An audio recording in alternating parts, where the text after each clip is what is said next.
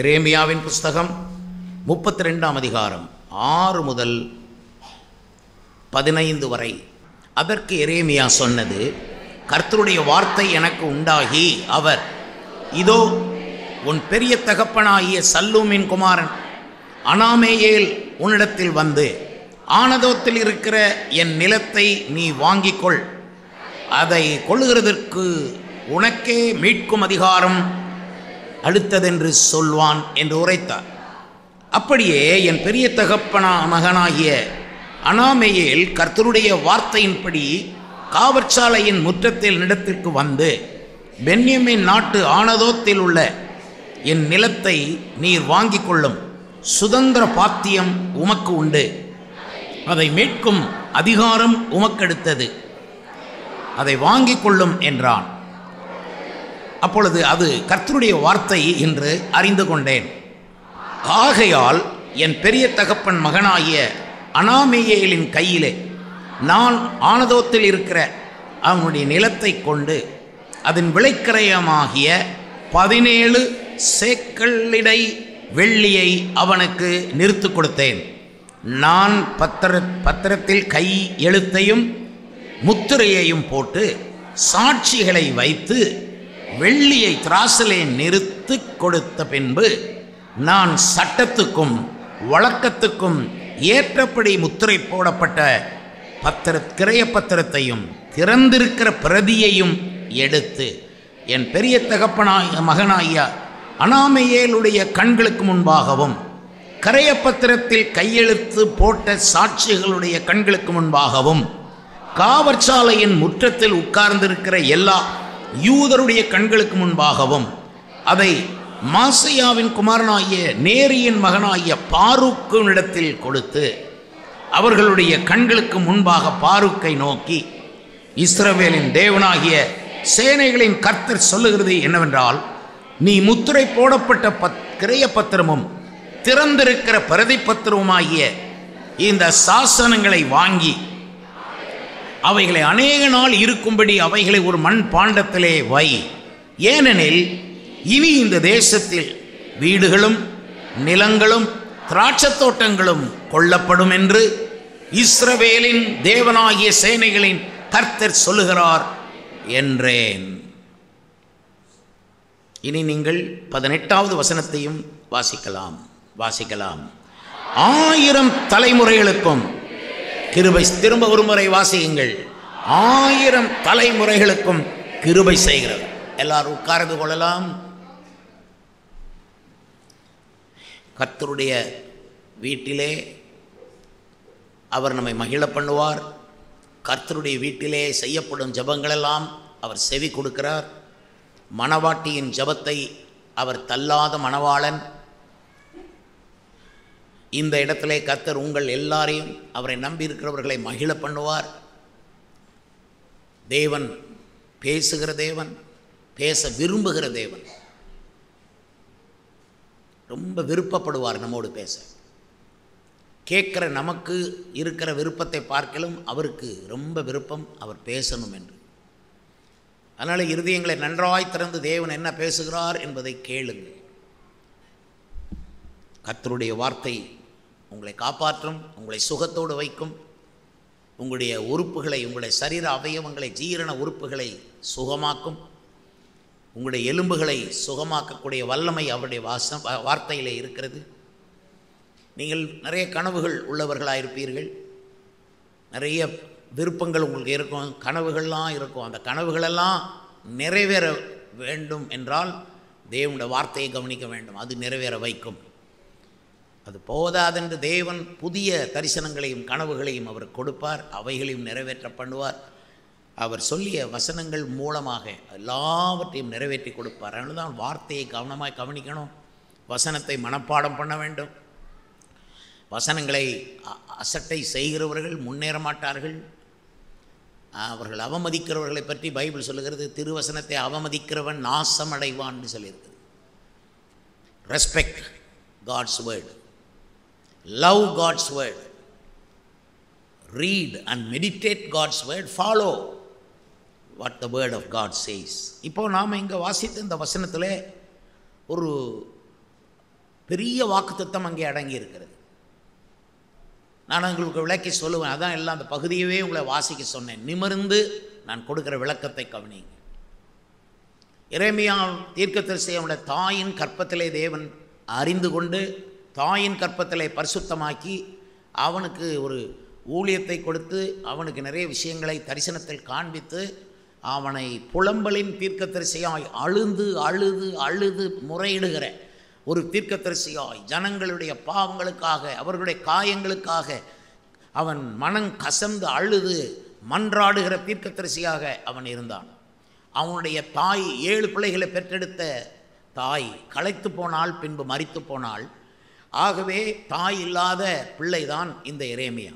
அது மாத்திரமல்ல, அவனுடைய தகப்பனை பற்றி எதுவுமே சொல்லப்படவில்லை. ஆகவே அவனுடைய தகப்பன் இருந்திருக்க வாய்ப்பில்லை, அவரும் காலமாகி இருக்க வேண்டும். எனவே தாயும் இல்லை தந்தையும் இல்லை என்ற நிலைதான் இந்த எரேமியா தீர்க்கதரிசிக்கு. அவன் அப்படி இந்த இஸ்ரவேல் ஜனங்களுக்கு ஒரு அடையாளமாக இருந்தான். தேவன் இஸ்ரவேல் ஜனங்களை ஆசீர்வதிக்க வேண்டுமானால் எரேமியாவை முதலாவது அதை சொல்லுவார். அவனுக்கு எரேமியாவுக்கு சொல்லுவார். சொல்லி அதன் பின் மக்களை ஆசீர்வதிப்பார். தனக்கு ஜனங்கள் மேலே ஒரு வருத்தம், ஒரு கவலை அல்லது ஒரு கோபம் தேவனாய் கர்த்தருக்கு இருக்குமானால் அதை எல்லார்ட்டையும் தெரிவிக்க மாட்டார். அதை எரேமியாவுக்கு தான் தெரிவிப்பார். இதுதான் இன்றைக்கும் அதே முறையில் தான் அவர் செயல்படுகிறார். ஏனெனில் அவர் நேற்றும் இன்றும் என்றும் மாறாதவர். அவர் தன்னுடைய கோபத்தை ஒவ்வொரு ஆளாவது சொல்லுகிறதில்லை. அந்த அளவுக்கு ஆட்கள் அவருக்கு உரிமை கொடுப்பதில்லை. That's the thing. எல்லாம் அவருக்கு ஒரு திறந்த மனதோடு கூட வாழ்வதில்லை, அரைகுறையாய் வாழ்வதனால். அதனால ஊழியக்காரர்களை அவர் தெரிந்தெடுக்கிறார். எப்படி 6 லட்சம் இஸ்ரவேலர்களுக்கு மத்தியிலே அவர் பேசாமல் அந்த நாட்களில் மோசையை கூப்பிட்டு பேசினார். அவர் மோசையோடு தான் பேசினாரே தவிர மக்களோடு பேசவில்லை. மோசை தான் அதை மக்களுக்கு கொண்டு வந்து விளக்கி சொன்னான். அதுபோலத்தான் எரேமியாவை ஒரு அடையாளமாக வைத்தார். இந்த எரேமியாவுக்கு எதுவுமே இல்லை என்பதாக நாம் நினைப்போம். ஆனால் இந்த கதையை நீங்கள் வாசித்த பகுதியில் உள்ள விஷயத்தை கேட்கும்போது எரேமியா சாதாரண ஆள் அல்ல என்பதை நீங்கள் புரிந்து கொள்வீர்கள். ஒரு நாள் கர்த்தர் எரேமியாவை கூப்பிட்டு அவனோடு பேசுகிறார். நல்லா கேளுங்க. அந்த எரேமியாவை தேவன் கூப்பிட்டு பேசுகிற அந்த சமயம் எப்படிப்பட்ட சூழ்நிலைமை இருந்தது என்பதை 32ஆம் அதிகாரத்தின் 2ஆம் வசனம் நமக்கு ரொம்ப தெளிவாய் காட்டுகிறது. அப்பொழுது பாபிலோன் ராஜாவின் சேனை எருசலேமை முற்றுகை போட்டிருந்தது. எரேமியா தீர்க்கதரிசியோ யூதா ராஜாவின் அரண்மனையில் உள்ள காவற்சாலையின் முற்றத்திலே அடைக்கப்பட்டிருந்தான். பாருங்க, எருசலேம் முற்றுகை போடப்பட்டிருந்தது, எரேமியா அடைக்கப்பட்டிருந்தான். இந்த எரேமியாவை அடைத்து போட்டது யார் என்றால் இந்த பொல்லாத மற்ற கள்ள தீர்க்கதரிசிகள். ஏன்னா இவன் சொல்லுகிறது சரியாக இருந்தது. பொறாமையினாலே கோபத்தினாலே எரேமியாவை முற்றத்திலே கைதியைப் போல, ஒரு வீட்டு கைதியைப் போல அவனை அடைத்து போட்டார்கள். அவன் வெளியே போக முடியாது, தீர்க்க தரிசனம் சொல்ல வெளியே போக முடியாது. அவன் அடைக்கப்பட்டவன். அதே நேரம் இஸ்ரவேல் ஜனங்களாக வாழ்ந்த எருசலேம் அந்த நகரத்தை சூழ பாபிலோனியர்கள் முற்றுகை போட்டிருக்கிறார். பக்கம் ஒரு பக்கம் முற்றுகை போடப்பட்டு இன்னொரு பக்கம் அந்த ஜெபிக்கிறவன் அடைக்கப்பட்டு போனான். இந்த ஒரு கடினமான சூழ்நிலைமையிலே இப்பொழுது கர்த்தர் எரேமியாவை கூப்பிட்டு பேசுகிறார். அவன் இன்னும் காவல் சாலையின் முற்றத்தில் இருக்கையில் கர்த்தர் அவனோடு பேசுகிறார். கர்த்தர் பேசுகிறதுக்கு இடம் காலம் இதெல்லாம் ஒன்றும் பார்க்க மாட்டார். எங்கேயும் பேசுவார். நீங்கள் வீட்டில் இருக்கும்போதும் பேசுவார், சபையில் இருக்கும்போதும் பேசுவார், நடக்கும்போதும் பேசுவார்.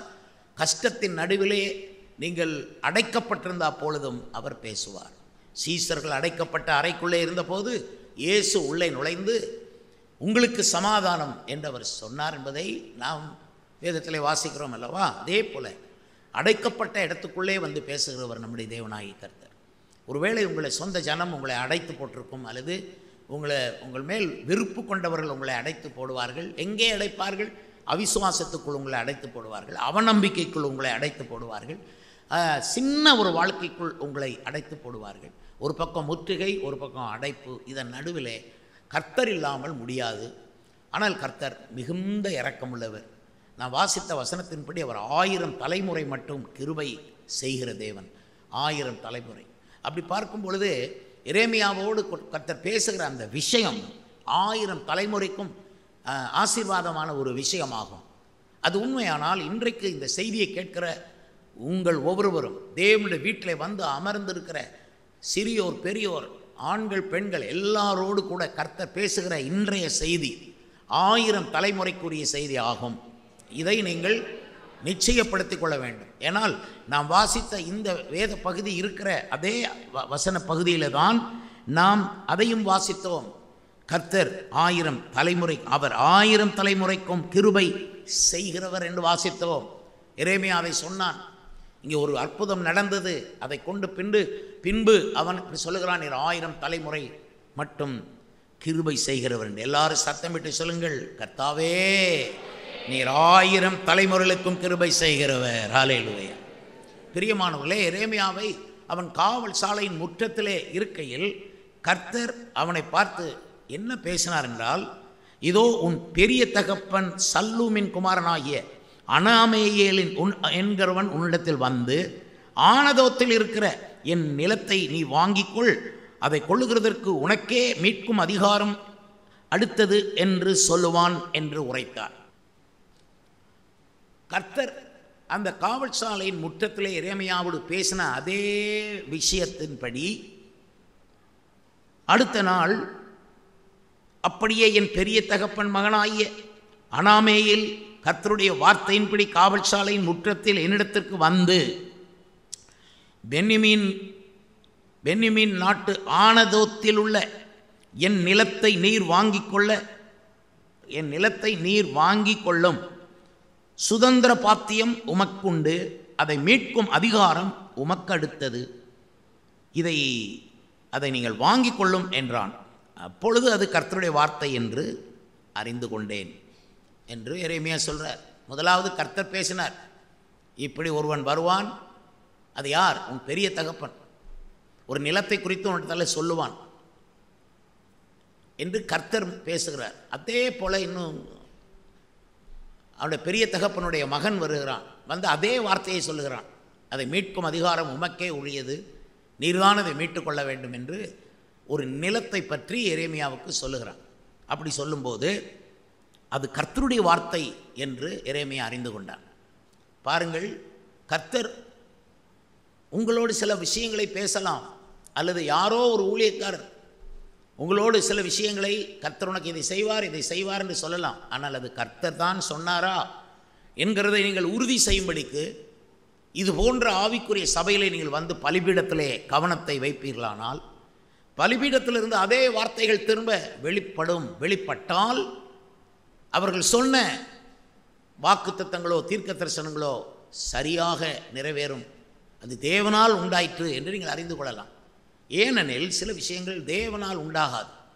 மனுஷன் தன் மனதிலிருந்து உங்களுக்கு வாழ்த்தை சொல்லுவான், வாக்குத்தத்தம் சொல்லுவான், நன்மைகளை பேசுவான். இப்படி தமிழ்நாட்டில் நிறைய ஊழியக்காரர்கள் இருக்கிறார்கள். அவர்கள் விசுவாசிகளை, கிறிஸ்தவர்களை நோக பண்ண விருப்பம் இல்லாமல் அவர்களை பிரியப்படுத்துவதிலேயே கவனம் செலுத்தி, அப்பொழுதுதான் அவர்கிட்ட நல்ல பேர் வாங்கலாம் என்று அவர்கள் ஆட்களை பிரியப்படுத்துவதிலேயே கவனம் செலுத்துவார்கள். ஆட்கள் பரிசுத்தப்படுவதோ, அவர்கள் ஒழுங்குக்குள் வருவதோ, அவர்கள் தேவனோடு உடன்படிக்கை பண்ணுவதோ, பரலோக பிரஜையாகவும் தேவ சபையின் அங்கத்தினராகவும் அவர்கள் மாற வேண்டும் என்ற எண்ணம் இல்லாமல் மக்களை சும்மா அப்படி பிரியப்படுத்தி வாழ்கிறவர்கள் தீர்க்க தரிசனங்களை சொல்வார்கள். இவர்கள் ஆதாரமற்றவர்கள். இவர்கள் சொல்லும் தீர்க்க தரிசனங்களை நம்பி ஒருவரும் முன்னுக்கு வந்தது இல்லை. மேடையிலே அது அலங்காரமாக இருக்கும், ஆனால் நடைமுறையிலே வாழ்க்கையிலே அது அலங்காரமாக இருக்கவில்லை. மக்கள் படும் அவதி அந்தந்த பாஸ்டருக்கு தான் தெரியும். கர்த்தருக்கு ஸ்தோத்திரம். உங்களை பெற்றெடுத்த தாய் தந்தை போல இருக்கிற பாஸ்டருக்கு தான் மக்களுடைய அவதி நல்லா தெரியும். அவங்க கடினங்கள் கலக்கங்கள் தெரியும், வாழ்க்கை முறை தெரியும், ஹவு தே க்ரோ, என்ன மாதிரி விஷயங்களை தோற்கடிக்கப்படுகிறார்கள் என்னெல்லாம் தெரியும். அதனால யாரோ அட்ரஸ் இல்லாதவங்க, அல்லது யாரோ அர்ப்பணிப்பு இல்லாதவங்க, அல்லது யாரோ பொறுப்பற்றவங்க, உங்கள் மேலே கவனம் இல்லாதவங்க, உங்கள் ஆத்மாவுக்கு மேலே உத்தரவாதம் இல்லாதவங்க, அவங்க ஒரு தீர்க்க தரிசனத்தை சொன்னாலும் நீங்கள் அதை முழுசும் நம்பிடக்கூடாது. நீங்கள் பேசாமல் சபையில் வந்து உட்காந்துடணும். அங்கே உங்கள் சபையிலேருந்து தேவன் பலிபீடத்திலிருந்து கொடுக்குற வார்த்தை, அப்போ தான் நேற்று பேசினது கர்த்தரால் உண்டானது என்று அறிய இங்கே ஒரு கன்ஃபர்மேஷன் உங்களுக்கு வேணும். அதனால தான் சபையில் வந்தால் என்றைக்குமே நீங்கள் நல்லா ஜெபம் பண்ணுவீங்க, நல்லா வசனம் கேட்பீங்க, ஆனால் ஒரு கன்ஃபர்மேஷனும் உண்டாகும். இன்றைக்கி கர்த்தர் உங்களுக்கு கன்ஃபர்மேஷன் கொடுக்குற ஒரு நாள், உங்களை அவர் ஏற்றுக்கொண்ட நாள், உங்களை அங்கீகரிக்கிற நாள். நீங்கள் செய்கிறதெல்லாம் குறித்து நான் சந்தோஷப்படுறேன்னு கர்த்தர் சொல்கிறார்.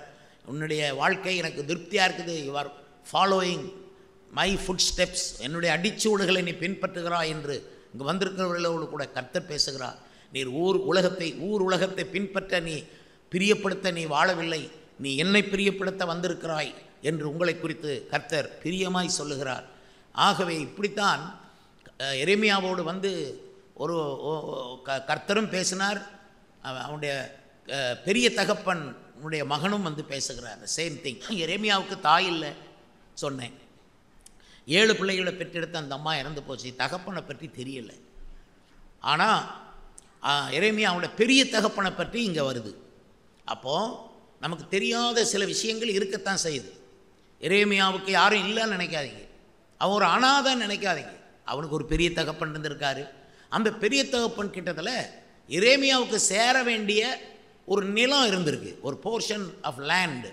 உடனே கர்த்தர் சொல்கிறாரு, அவனே வருவான், வந்து அந்த நிலத்தை நீ வாங்கிக்கோ, அதை மீட்கும் அதிகாரம் உனக்கே உரியது என்று சொல்லுவான் என்று கர்த்தர் சொன்ன அதே மாதிரி அவன் அங்கிருந்து வந்த. கர்த்தர் உங்கள்கிட்ட ஒன்று சொல்லுவாருன்னா, இப்போ பெரியப்பா உள்ளத்திலையும் பெரியப்பா மகன் உள்ளத்திலையும் கர்த்தர் பேசி அவங்கள வர வைப்பார்.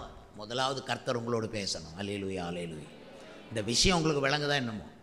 நீங்கள் பெரியப்பாவை பற்றி கவலைப்பட தேவையில்லை, இயேசுவை பற்றி தான் கவலைப்படணும். நமக்கு எல்லாருக்கும் பெரியப்பா இயேசு ஒருவர் தான், கர்த்தருக்கு. அப்போது அவர் நமக்கு வாக்கு கொடுப்பார். நமக்கு இது உனக்கு பண்ணுவேன்னு வாக்கு கொடுத்தா இது நமக்கு எங்கேருந்து வருமோ அங்கேயும் போய் பேசுவார். கர்த்தருக்கு ஸ்தோத்திரம். பாருங்களேன், அடுத்த நாள் அந்த பெரியப்பாவுடைய மகன் புறப்பட்டு எரேமியாவுக்கு வந்தான். வந்து இந்த நிலத்தை நீங்கள் வாங்கிக்கோ. அப்போ எரேமியாவுக்கு நிலம் இருக்குன்னு அர்த்தம், அதை அவன் மீட்டு எடுக்கணும், அவ்வளோதான்.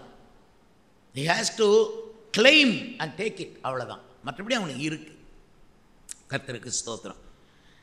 இதே போல் உடனே கர்த்தர் வார்த்தை தான் என்று அறிந்த உடனே எரேமியா போய் அந்த நிலத்தை முடிப்பதற்கு போகிறான். இனி 9ஆம் வசனத்திலிருந்து நீங்கள் வாசித்து பாருங்கள். ஆகையால் என் பெரிய மகனாகிய அனாமேயேலின் கையில் நான் ஆனதோத்தில் இருக்கிற அவனுடைய நிலத்தை கொண்டு அதன் விலைக்கிரயமாகிய 17 சேக்கல் இடை வெள்ளியை அவனுக்கு நிறுத்து கொடுத்தேன். சொல்கிறது எரேமியா. அவனுக்கு 17 சேக்கல் வெள்ளியை நிறுத்து கொடுக்கக்கூடிய அளவுக்கு. இப்போ நீங்கள் பாருங்கள், எரேமியாவுக்கு ஒன்றும் இல்லைன்னு நினைக்காதீங்க. அவன் அழுகிறான், ஜெபம் பண்ணுறான், அவன் ஒன்றும் இல்லாதவன் நினைக்காதீங்க. அவனுக்கு பணம் இருந்திருக்கு, அது ரொம்ப சிறப்பு. அப்போ இப்படி ஒரு எரேமியாவுக்கு தேவன் இப்படி பணங்களும் அவனுக்கு ஏற்கனவே, ஏன்னா 17 சேக்கல் வெள்ளிங்கிற ஒரு பெரிய அமௌண்ட். அதை அவன் கொடுத்த நிலத்தை மீட்டு எடுக்க போகணும். அப்போ இது வெள்ளி அவன் கடன் வாங்க போகலை, கர்த்தர் கையை ஆசீர்வதிச்சார். ஏன்னா வெள்ளியும் பொண்ணும் என்னுடையதுன்னு கர்த்தர் சொன்னார். அல்லேலூயா. அதனால் இவனுக்கு கொடுத்தார். இவன் போய் அது பணத்தை கட்டுறான். பாருங்கள், நிறுத்து கொடுத்த பிறகு 11ஆம் வசனத்தில் இருக்குது, நான் சட்டத்துக்கும் வழக்கத்துக்கும் ஏற்றபடி முத்திரை போடப்பட்ட கிரய பத்திரத்தையும் திறந்திருக்கிற பிரதியையும் எடுத்து. அப்போ பாருங்கள் அவன் என்னெல்லாம் நடந்ததுன்னு பாரு. 10ஆம் வசனம் 11ஆம் வசனம் பார்த்தீங்கன்னா பத்திரத்திலே எரேமியா இந்த பத்திரம் ப்ரிப்பேர் பண்ணி வந்த உடனே ஃபஸ்ட்டு என்ன செய்கிறார்?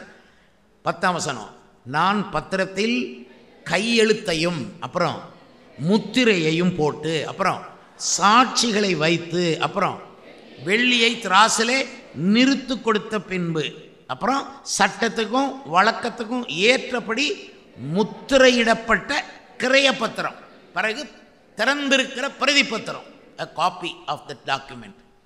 ஸோ இது நம்ம லைஃப்பில் இருக்க வேண்டிய விஷயந்தான் நான் பேசுகிறேன், நம்ம லைஃப்பை தான் நான் பேசுகிறேன். பட் பைபிள் இருக்கிறது எப்படி என்னவோ அதை அப்படியே நீங்கள் புரிந்து கொள்ளணும். இவன் பத்திரத்திலே கையெழுப்பமிட்டான்.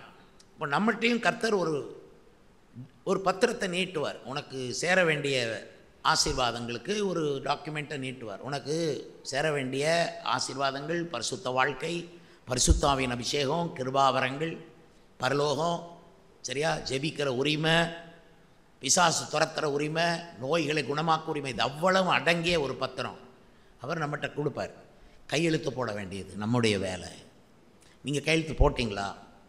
இன்றைக்கு காலையில் கர்த்தர் விரும்புகிறது நீங்கள் உங்களுக்கு முன்னால் வரக்கூடிய பத்திரத்தில் கையொப்பமிடணும்.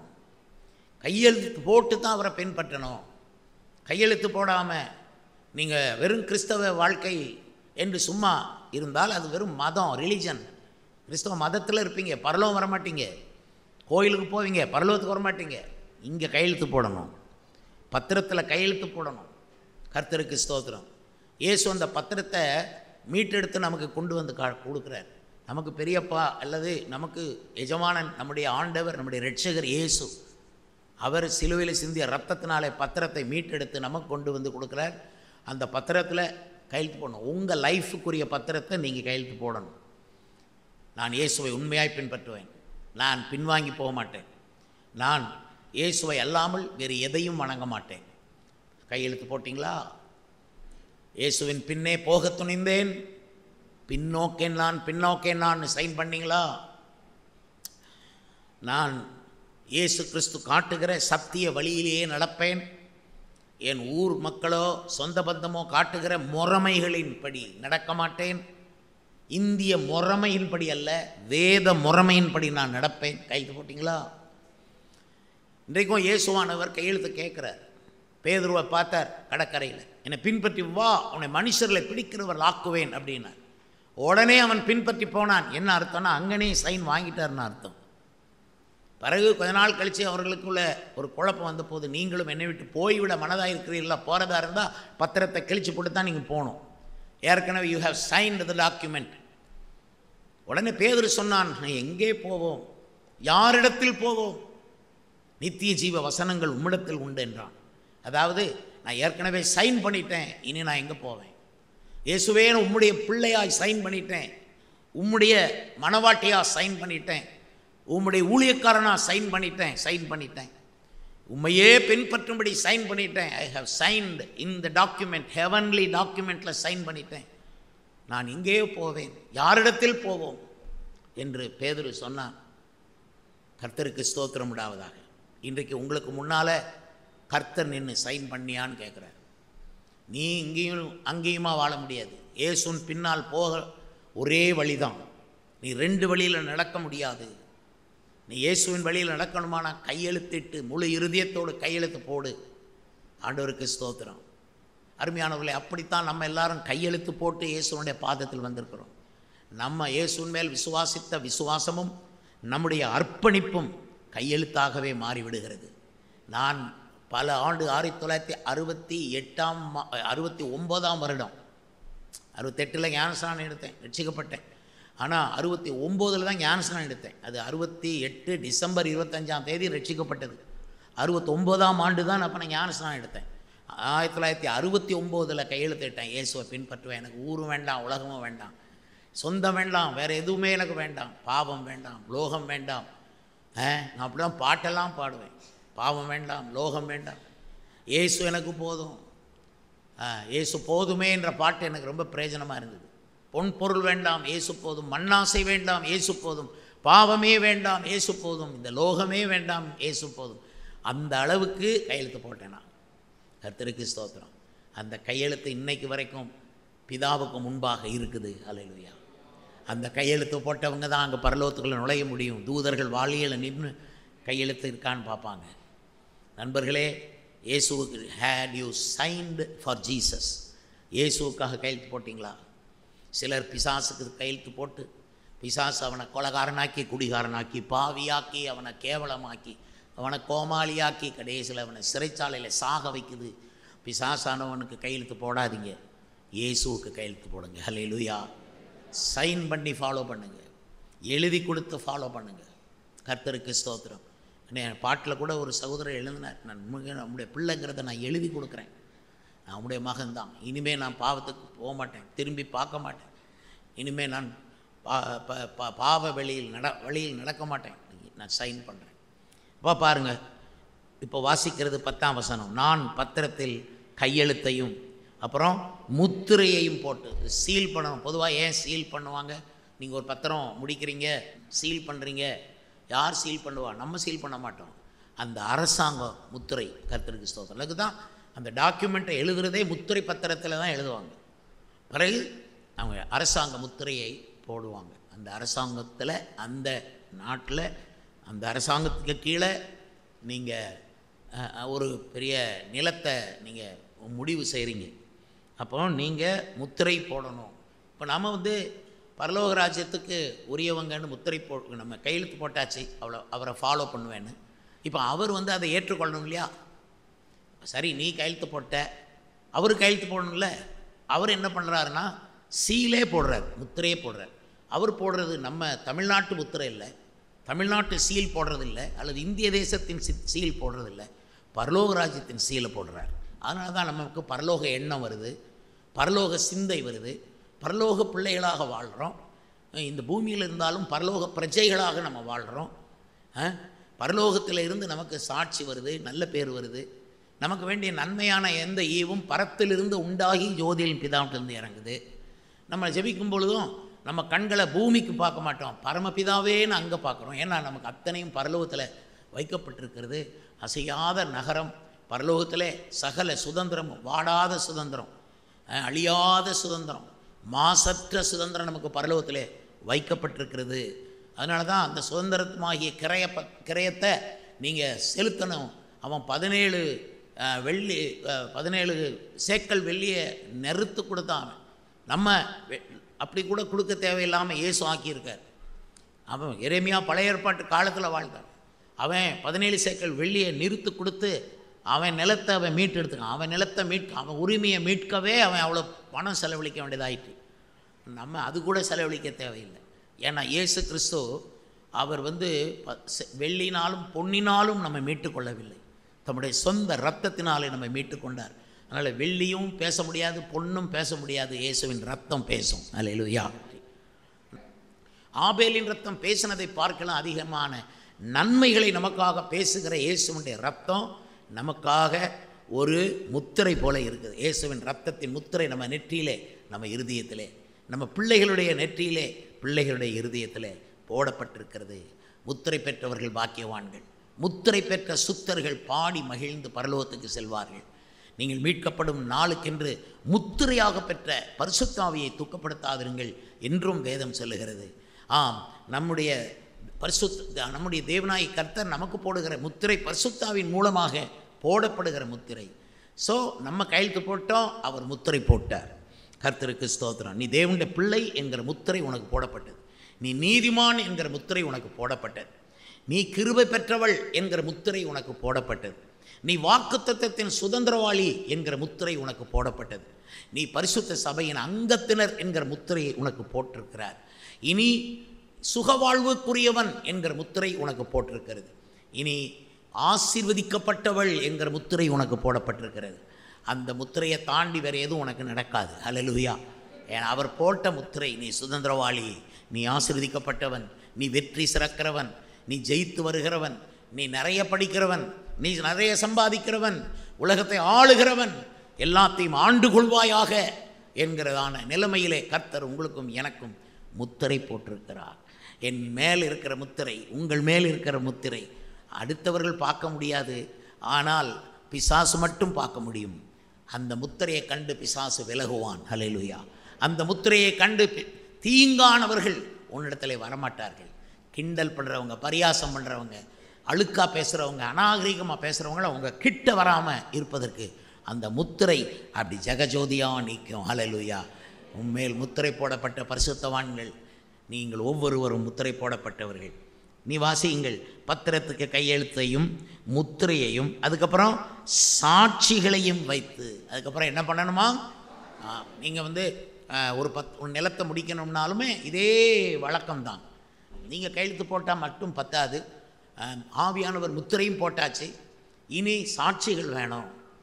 மேகம் போல இத்தனை திரளான சாட்சிகள் நம்மை சூழ்ந்திருக்க என்று எபிரேயர் 12ஆம் அதிகாரம் 1ஆம் வசனத்திலே நீங்கள் வாசிக்க முடியும். அப்படி பார்க்கும்போது நம்ம எல்லாருக்குமே சாட்சி வேணும். எனக்கும் சாட்சிகள் வேணும். நான் உண்மையிலே கையெழுத்து போட்டேன்னா சாட்சி வேணும். நான் உண்மையிலே முத்திரை பெற்றவனா சாட்சி வேணும். நான் உண்மையிலே பரிசுத்தவானா சாட்சிகள் வேணும். நான் உண்மையான சத்தியத்தில் நடக்கிறேன்னா சாட்சிகள் வேணும். ஆனால் அங்கே பாருங்கள், தமிழ்நாட்டில் சரி உலகம் முழுவதும் நிறைய பேர் சாட்சி இல்லாமல் வாழ்கிறாங்க. அவங்களுக்கு சாட்சி சொல்ல யாருமே இல்லை. they don't earn testimonies. கர்த்தருக்கு ஸ்தோத்திரம். ஆனால் இப்போ என்னை பொறுத்தளவில் பல லட்ச விசுவாசிகள் உலகம் முழுவதும் இருக்கிறவங்க என்னை குறித்து சாட்சி கொடுக்கும்படி சாட்சிகளை கர்த்தர் ஏற்படுத்தினார். உங்கள் சொந்தக்காரங்கள்லாம் உங்களுக்கு சாட்சி கொடுக்கணும். உங்கள் ஃப்ரெண்ட்ஸ் எல்லாம் நீ தேவனுடைய பிள்ளைன்னு சாட்சி கொடுக்கணும். நிறைய சாட்சிகள் வேணும். இந்த சாட்சிகள் எங்கே கிடைக்கும்? நீங்கள் சபைக்கு வந்தீங்கன்னா, ஒரு சபையில் உண்மையாக இருந்தீங்கன்னா கொஞ்ச நாள் அந்த சபையாரே உங்களுக்கு சாட்சி கொடுப்பாங்க. நீ இயேசுவுடைய மகன், அவன் இயேசுவுடைய மகள், இவன் வந்து நீதிமான், கர்த்தருக்கு பிரியமானவன், இவன் கையெழுத்து போட்டு இயேசுவை பின்பற்றுகிறவன், இவன் பரலோக முத்திரை பெற்று இயேசுவை பின்பற்றுகிறவன் என்று சொல்லி உன்னை குறித்து 10 பேர் 4 பேர் சாட்சி கொடுக்கணும். யாருமே சாட்சி இப்போ எடுத்துக்கொள்வோமே, ஒரு நிலத்தை வாங்கினா கூட ஒரு 5 ஏக்கர் இடத்த நீங்கள் வாங்குறீங்கன்னு வைங்க, கொஞ்சம் பணத்தை கொண்டு கொடுக்க உங்களுக்கு சாட்சிகள் வேணும். இல்லைன்னா என்ன சொல்லுவாங்க, சாட்சியே இல்லாமல் தனியாக நின்னா உங்களை ரொம்ப கஷ்டப்படுத்துவாங்க. நீ எப்படி இந்த நிலத்தை வாங்கின, எங்கேருந்து பணம் வந்தது, எப்படி, அதுக்குன்னு சில பரியாசக்காரங்க இருப்பாங்க. உங்களை துக்கப்படுத்துகிறவங்க, அவமானப்படுத்துகிறவங்க உங்கள் சொந்தக்காரங்க நடுவிலேயே இருப்பாங்க. நீங்கள் எவரை ரொம்ப ஃப்ரெண்டுன்னு நம்பினீங்களோ அவங்களுக்கு அது கிடைக்காதனால அவங்க உங்களை ரொம்ப துக்கப்படுத்துவாங்க, விசனப்படுத்துவாங்க, நிந்திப்பாங்க. அதனால தான் சாட்சி வேணும். ஒரு 10 சாட்சி இருந்தாலும் நிந்திக்கு வாய் மூடிட்டு போயிடுவாங்க. இயேசு கிறிஸ்துவிடத்தில் நல்ல உண்மையாக இருந்த பேதுரு, யோவான் ரொம்ப உண்மையாக இருந்தாங்க பாருங்கள். எல்லாம் கையெழுத்து போட்டு ஃபாலோ பண்ணவங்க இல்லை, முத்திரை வாங்கி ஃபாலோ பண்ணவங்க இல்லையா இயேசுவை. அவங்கள மற்றவங்க யூதர்கள் வந்து கொடுமைப்படுத்த பார்த்தாங்க. அப்பொழுது பேதுருவையும் யோவானையும் அவங்க பேசுகிற பேச்சை கேட்டுட்டு அவங்க சொன்னாங்க, இவங்க பேதைகளாக இருந்தால், படிப்பறிவில்லாதவங்க, அப்படி இருந்தும் இவங்க இவ்வளோ நல்லா பேசுகிறாங்கன்னா இவங்க இயேசுவோடு கூட இருந்தவங்க என்று எல்லாரும் அறிந்து கொண்டு சாட்சி கொடுத்தாங்க. ஆமாம், நீங்கள் இயேசுவோடு இருந்த பிள்ளை, நீ இயேசுண்ட பிள்ளைங்கிறத உன் பேச்சு வெளிப்படுத்தும். நீ பேசுகிற முறை, நீ நடக்கிற முறை, நீ மற்றவர்களோடு பழகிற முறையில் ஒரு 10 பேர் 20 பேர் உங்களுக்கு சாட்சி கொடுக்கறதுக்கு இருக்கணும். நீங்கள் சொல்லலாம், பாஸ்டர் நான் நல்லவன், ஆனால் சாட்சி கொடுக்க யாருமே இல்லை, அப்படி சொல்லாதீங்க. ஒரு 10 சாட்சியோடு வரணும். அவங்க சொந்தக்காரங்களை போய் சந்திங்க. கொஞ்சம் அவங்க ஆரம்பத்தில் பரியாசம் பண்ணுவாங்க, தாங்கணும். பரியாசம் யாரும் பண்ணால் தாங்க முடியலன்னு விட்டுறக்கூடாது, பின்வாங்கி போயிடக்கூடாது. உங்கள்கிட்ட பணம் இல்லாட்ட பரியாசம் பண்ணுவாங்க, உடம்புல சுகம் இல்லாமல் போச்சா பரியாசம் பண்ணுவாங்க, உங்களை ரொம்ப அவமதிப்பாக பேசுவாங்க. சரியா? அப்போ நீங்கள் அதெல்லாம் தாங்கணும். இயேசுனாலே தாங்குகிறவர்னு அர்த்தம். அல்லேலூயா. இயேசுவை நம்புனா தாங்குவோம். எவ்வளோ தாங்குவோம்?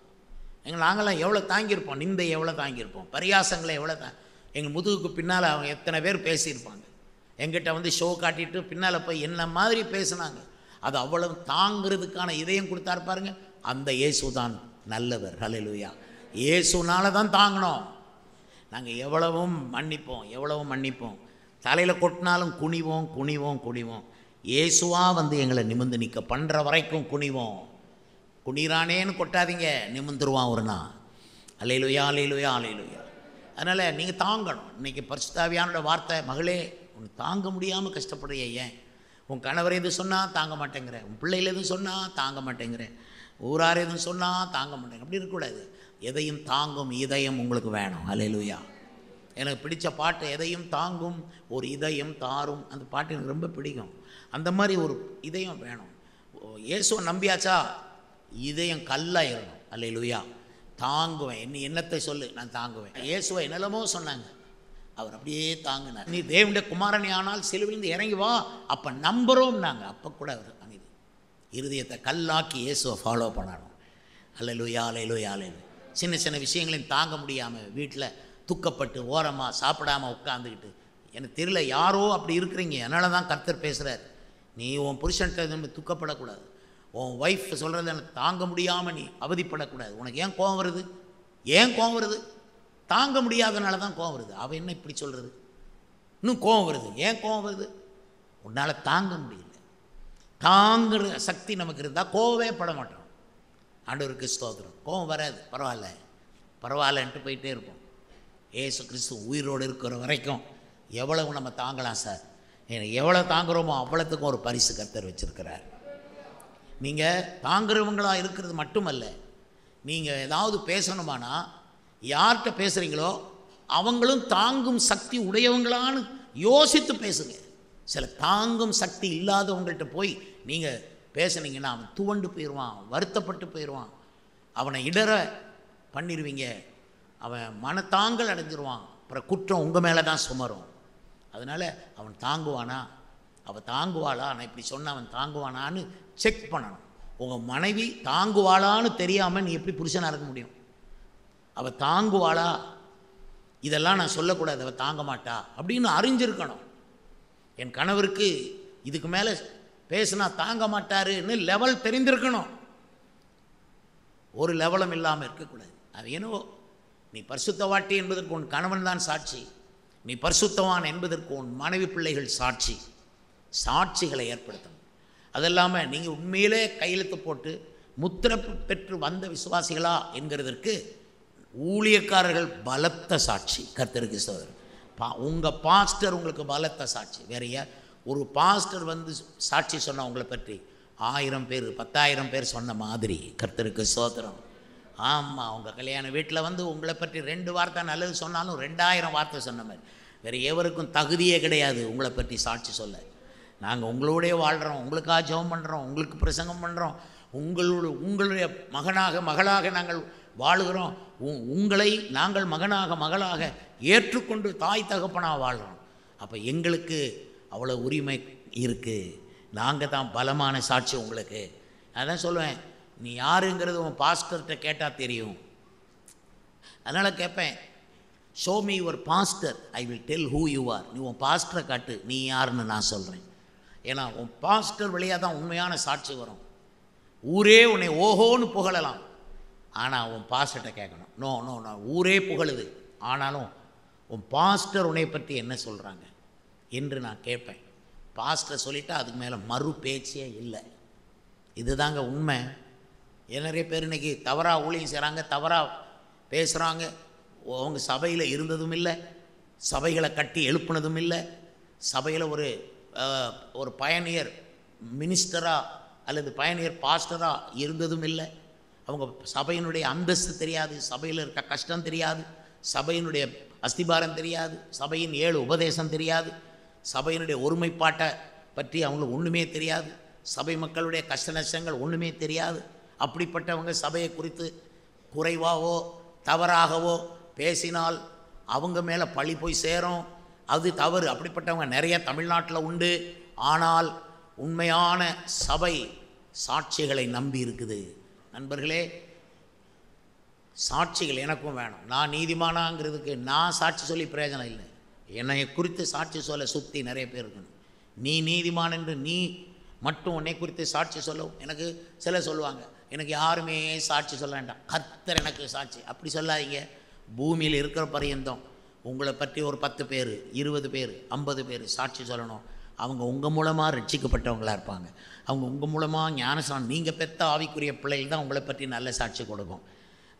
ரோட்டில் போகிறவங்கெல்லாம் சொல்லதை நம்பாதீங்க. நீங்கள் பெற்ற ஆவிக்குரிய பிள்ளைகள் இப்போ அதுதாங்க சாட்சி. அப்போது இந்த சாட்சிகள் உங்களுக்கு கட்டாயம் வேணும். கர்த்தர் உங்களை ஆசீர்வதிக்க போகிறார், நிலபலன்களை தரப்போகிறார். நீங்கள் சில கிரய பத்திரங்களை முடிக்க போகிறீங்க, கையெழுத்து போடணும், நீங்கள் முத்திரையை வாங்கணும்.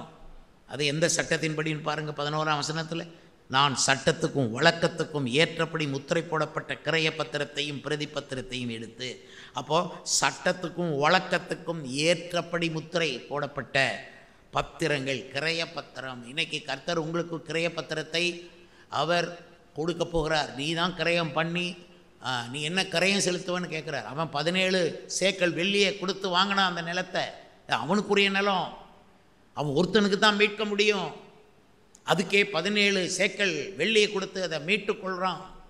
கர்த்தருடைய பிள்ளையே, நீ என்னத்தை கொடுத்து மீட்டுக்கொள்ளப் போகிறாய்? கர்த்தருக்கு ஸ்தோத்திரம். நீ ஒரு கையெழுத்து போடுறதோட முடிகிறதல்ல. நீ கொஞ்சம் கர்த்தரை பின்பற்ற அர்ப்பணிக்கணும், உண்மையாக இருக்கணும். நீ இயேசுக்கா சிலுவை சுமக்கணும். இயேசு சொன்னார், ஒருவன் என்னை பின்பற்றி வர விரும்பினால் தன்னைத்தான் வெறுத்து தன் சிலுவையை எடுத்துக்கொண்டு என்னை பின்பற்றி வரக்கடவன். அந்த சிலுவை சுமக்கிறது கிரயமாக மாறும்.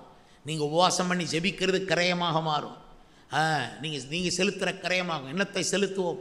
அவர் சொல்கிறாரு, தாவீது சொல்கிறார், நீ கர்த்தர் இவ்வளோ நல்லவர், நாங்கள் என்னத்தை செலுத்துவோம்? அவன் ரொம்ப நல்லவரான். என்னத்தை செலுத்தும்? ரட்சிப்பின் பாத்திரத்தை எடுத்துக்கொண்டு உம்மை தொழுது கொள்வோம். நீங்கள் செய்கிற ஒவ்வொரு ஆராதனையும் பாடலும் துதிகளும் கர்த்தரிடத்திலே ஜெபிக்கிற ஒவ்வொரு ஜபங்களும் கிரயமாக மாறிக்கொண்டே வருகிறது. நீங்கள் கிரயம் செலுத்துறீங்க, இது போதாதுன்னு சொல்லி நீங்கள் காணிக்கைகளை செலுத்துறீங்க, தசமபாகங்களை செலுத்துறீங்க, இதெல்லாம் நம்ம கிரயமாக பார்ப்பார். மேலும் உங்கள் நேரத்தை எடுக்கிறீங்க. ஞாயிற்றுக்கிழமை ஆண்டோடைய வீட்டுக்கு வர்றீங்க, அவருடைய வீட்டில் உட்கார்ந்துருக்குறீங்க, அவருடைய வீட்டில் டைம் எடுக்கிறீங்க. Whatever you take time in the house of the Lord, அதுதான் நீங்கள் செலுத்துகிற கிரயமாக மாறுகிறது.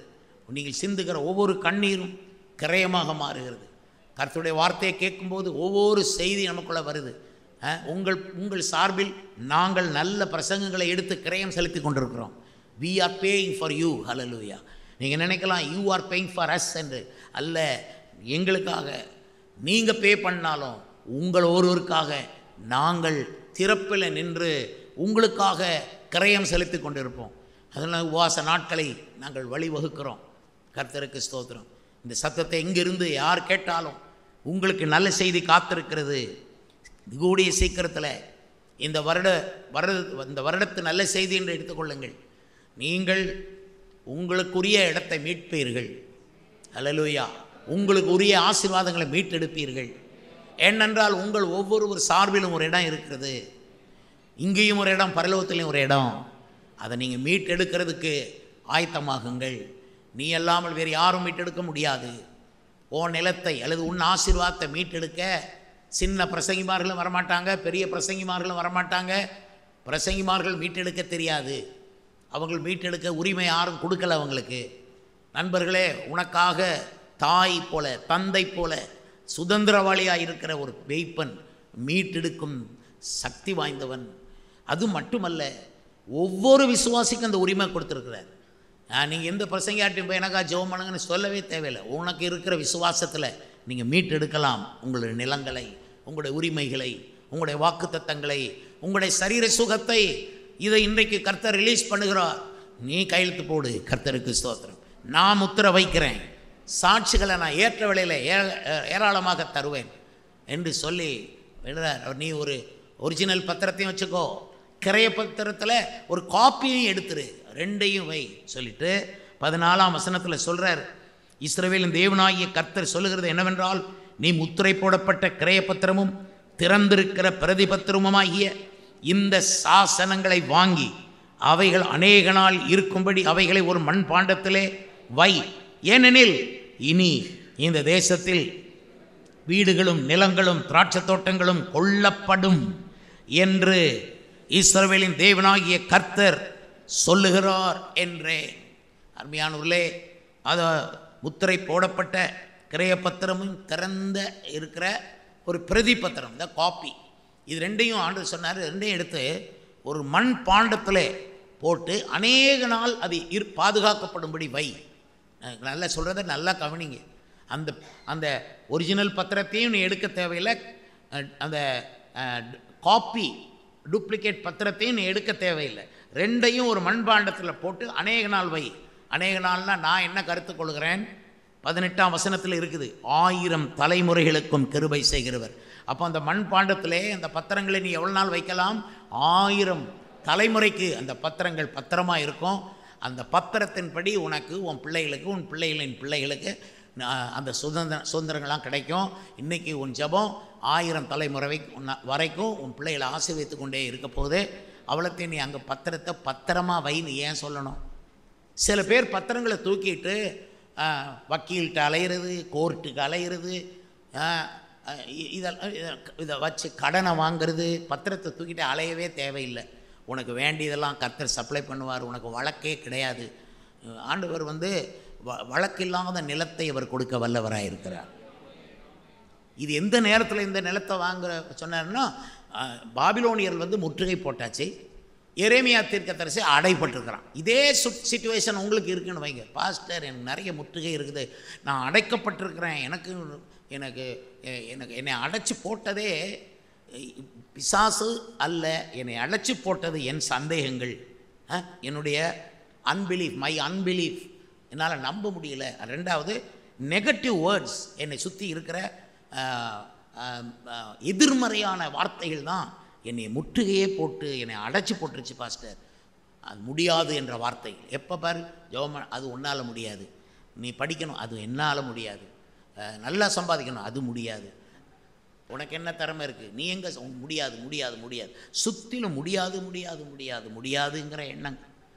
இது எதிர்மறையான எண்ணங்கள். இப்போ நீங்கள்லாம் உங்களை செக் பண்ணி பாருங்கள். உங்களுக்கு ஆண்டவர் எவ்வளோ பெரிய சோதனை வச்சுருக்காரு. முடியாது, இது எனக்குரியதில்லை, இது எனக்கு புரியல, இப்படி நெகட்டிவ் திங்ஸாக பேசிட்டு இருந்தீங்கன்னா நீங்கள் முன்னேற மாட்டீங்க. அதுக்கு ஒரு வழி இருக்குது. உங்களுடைய சந்தேகங்களை உடைக்கிறதுக்கு ஒரு வழி இருக்குது. ஒரே ஒரு வழி, உங்களுடைய சுற்றிலும் இருக்கிற இந்த எதிர்மறையான வார்த்தைகளையும் சொற்களையும் சம்பவங்களையும் முறியடிக்கிறதுக்கு ஒரே ஒரு வழி இருக்குது. என்னென்னா, குரலை உயர்த்தி சத்தம் போட்டு இறைச்சலை உண்டாக்குறது தான் ஒரே வழி. இதுதான் நாங்கள் கண்டுபிடிச்சிருக்கிறோம். கர்த்தருக்கு ஸ்தோத்திரம். இது அது முடியாது இது முடியாதுன்னு சொன்னால் உங்களுடைய அவிசுவாசத்தை விட, சரியா, உங்கள் சந்தேகங்களை விட உங்கள் துதியின் சத்தம் பெருகணும், கூட்டணும். அங்கே கூட்டிட்டிங்கன்னா இந்த சந்தேகம் சின்னதாக போய் மறைஞ்சிரும். கர்த்தருக்கு ஸ்தோத்திரம். நான் அதுக்கு தான் கையை தட்டி இயேசுவை சொல்லுங்கன்னு அடிக்கடி சொல்ல காரணம், அது ஒரு சடங்காச்சாரம் கிடையாது. உண்மையிலே உங்களை சுற்றி இருக்கிற எதிர்மறையான சொற்களை உடைக்கிறதுக்கு உங்கள் சத்தம் ஒன்று தான் பிரயோஜனமாக இருக்கும். இதனால தான் ஆண்டவர் இயேசு மகா சத்தமிட்டு கூப்பிட்டு தன் ஜீவனை கொடுத்தார். ஏன்னா அதுக்கே அவருக்கு போராட்டம் இருந்தது. தன் ஜீவனை மக்களுக்காக கொடுக்க கூடாது என்று சொல்லி பிசாசு போராடுறான். ஆண்டவருக்கு ஸ்தோத்திரம். அந்த சிலுவையில் அடிக்கப்பட்டிருக்கும் பொழுது அந்தகார பிசாசு நரகமெல்லாம் வந்து ஃபைட் பண்ணுது. ஏன்னா இயேசு சிலுவையில் மரித்தால் அது உலக மனிதர்களுடைய ரட்சிப்புக்கு ஏதுவாக இருக்கும் என்பதை அறிந்த பிசாசு அவரை வேறு விதமாய் கொள்ளத்தான் முயற்சித்தான். மலையின் மேல் இருந்து கீழே தள்ளி கொள்ள முயற்சித்தான். இனி இது மாதிரி பல மெத்தட். ஏன் இயேசு போன படகுல பெரிய புயலை வரவிட்டான். பெரிய அங்கே அவர் படகுல அயர்ந்த நித்திரையாக இருந்தார். அந்த புயல் வந்ததை, புயலை கிளப்பி விட்டதே அந்த பிசாசு. அதனால தான் இறையாதே அமைதலாயிரு கட்டளை போட்டார்.